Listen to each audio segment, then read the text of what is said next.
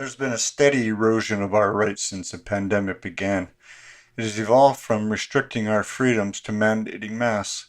The Toronto police took it a step further in the past few weeks as they arrested some people just exercising their right to free speech while participating in anti-lockdown protests in downtown Toronto. The Charter of Rights and Freedoms guarantees us all the freedom of speech, freedom of association, and freedom of movement.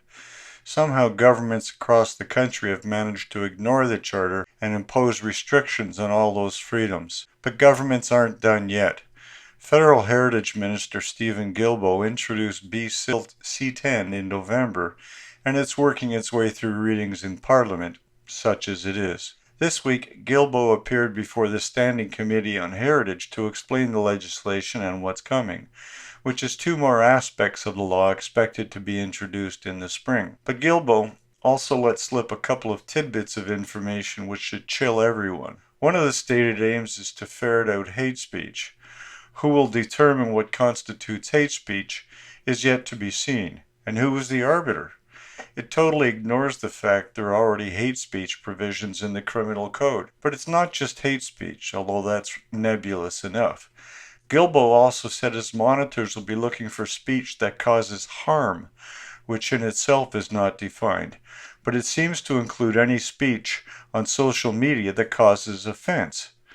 And as with anything else, offense is in the eye of the beholder. Guilbeault also said his speech enforcers will be able to levy fines to companies and individuals who breach the rules. The potential for government overreach in all of this is huge. As the government continues to flub their COVID response and God knows whatever they are doing to provide vaccines to Canada, it's hard to know why something like this is a priority. The rights of Canadians will seemingly continue to be eroded. There is no provision in the Charter to suspend any provision of the law.